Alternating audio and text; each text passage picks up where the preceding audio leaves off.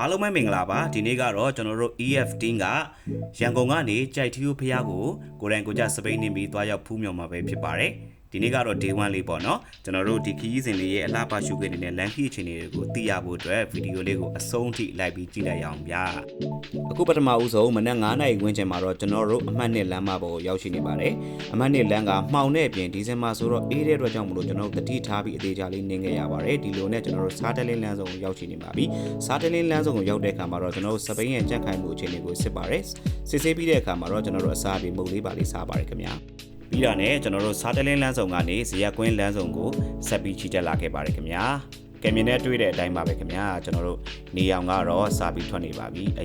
ရန်ကိုလှပါတယ်ခင်ဗျာကျွန်တော်တို့ဆက်ပြီးသွားနေပါတယ်မကြခင်မှာဇရက်ကွင်းလမ်းဆောင်ကိုရောက်ပါတော့မယ်ခင်ဗျာ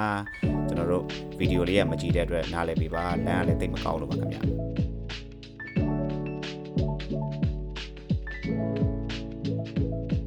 ခုဆိုရင်ကျွန်တော်တို့ဇရက်ကွင်းလမ်းဆောင်ကိုရောက်ပါပြီကျွန်တော်တို့ညာဘက်ကိုချိုးပါမယ်ညာဘက်ကိုချိုးပြီးတော့ကျွန်တော်တို့ပဲခူးလမ်းအတိုင်းပေါ့နော်ဆက်ပြီးနေလာခဲ့ပါတယ်ရှေ့မှာတော့ကျွန်တော်တို့စစ်ဆေးဂိတ်ရှိတဲ့အတွက်ကြောင့်မလို့ကားတွေကတော့ကျက်နေပါတယ်ကျွန်တော်တို့ဘယ်ဘက်ကိုလမ်းရဲ့ဘယ်ဘက်ကိုကျွန်တော်တို့ဘယ်ဘက်ကလည်းဆက်သွားပါမယ်ခင်ဗျာ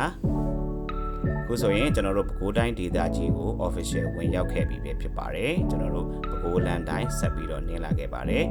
လမ်းကမနဲ့စောသေးတဲ့အတွက်ကြောင့်မို့လို့ကားလည်းနည်းနည်းတော့ရှင်းနေပါသေးတယ်ကျွန်တော်တို့ AC နေပါတယ်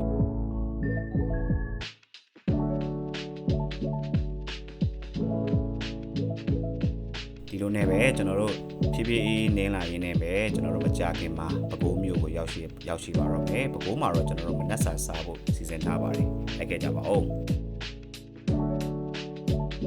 ကျွန်တော်တို့ဘိုးရောက်တဲ့အခါမှာတော့ရွှေမော်တော်ဘုရားနာမှာရှိတဲ့ငွေပုံကြီးအပိတ်ဆိုင်မှာကျွန်တော်တို့ breakfast စားပါတယ်။သမင်းကြော်ပါမစိုးပါဘူးဗျ။စားလို့တော့ကောင်းပါတယ်။စားပြီးတဲ့အခါတော့ကျွန်တော်တို့ပြင်ဆင်စရာရှိရပြင်ဆင်ပြီးတော့ခရီးထွက်ဖို့ဆက်ပါတယ်။ကျွန်တော်တို့ပဲခူးကနေဘုရားကြီးကိုဆက်သွားခဲ့ပါတယ်။ပဲခူးဘုရားကြီးလမ်းပိုင်းကလေတိုးပြီးတော့နည်းနည်းပေါ့နော်နေရလဲပူတဲ့အတွက်ကြောင့်မို့လို့ကျွန်တော်တို့ခက်မြမြန်ခက်သွက်သွက်ပဲသွားခဲ့ပါတယ်။ဘုရားကြီးမြို့ကိုရောက်ရှိပါပြီခင်ဗျာ။ကျွန်တော်တို့ဘုရားကြီးမြို့ကနေဝေါ်ကိုဆက်ပြီးသွားမှာပဲဖြစ်ပါတယ်။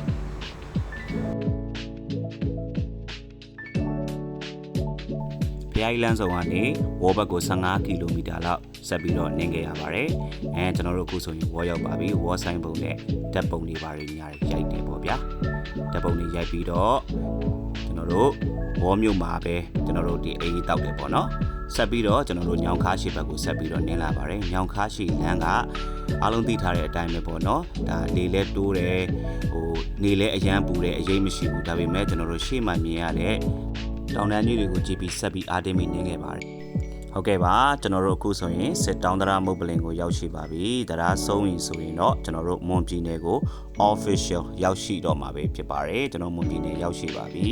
ကျွန်တော်တို့ဆက်ပြီးတော့သွားရပါဦးမယ်ကျွန်တော်တို့တောင်တန်းတွေပေါ်ကိုဆက်ပြီးတော့တက်ရပါဦးမယ်ခင်ဗျာရှေ့မှာတော့နာမည်ကြီးဒေါင်းတောင်အပါဝင်ဂုံးမြင့်ဂုံးတက်တွေအများကြီးကကျွန်တော်တို့စီးကြုံနေပါပြီနေ့လည်စာကိုတော့နှင်းပလဲရွှေမြက်မှန်ထမင်းပေါင်းမှာဝင်ရောက်စားသုံးခဲ့ကြပါတယ်လူကလည်းပင်ပန်းဘိုက်ကလည်းစားတဲ့အတွက်ကြောင့်မို့လို့ကျွန်တော်တို့အားရပါရစားခဲ့ကြပါတယ်ခင်ဗျစားပြီးတာနဲ့တပြိုင်နက်မြို့ရှောင်းလန်းကတစဉ်ကြိုက်ထီးဖျားကိုဆက်ပြီးတော့ကြီးဆက်လာခဲ့ပါတယ်ကျွန်တော်တို့တောင်တန်းကြီးတွေကိုစပြီးတော့မြင်ရပါပြီခင်ဗျာအရန်လှအရန်ပျော်ဖို့ကောင်းပါတယ်ကျွန်တော်တို့မောသမျှအားလုံးပင်ပန်းသမျှအားလုံးပြေးပါတယ်ခင်ဗျာဒီနေရာမှာပဲတကယ်ကိုတန်ပါတယ်ခုတော့ကြိုက်ထီးကိုရောက်ပါပြီကြိုက်ထီးကိုတောင်တက်ကားလမ်းဘေးမှာရှိတဲ့ကြရက်ချောင်းကိုကျွန်တော်တို့ဆက်လက်ချီတက်နေပါတယ်ဗျာဒါကတော့အရန်ကိုလှတဲ့ကြရက်ချောင်းရဲ့ရှုခွင်းလေးတွေပဲဖြစ်ပါတယ်ဟုတ်ကဲ့ပါ cycling to ကြိုက်ထီးရဲ့ day 1အစီအစဉ်လေးပဲဖြစ်ပါတယ်မနက်ဖြန် day 2မှာကျွန်တော်တို့ဘယ်လိုတွေအစီအစဉ်တွေဆက်ရှိမလဲဆိုတာကြည့်လိုက်ရအောင်เนาะ Thanks for watching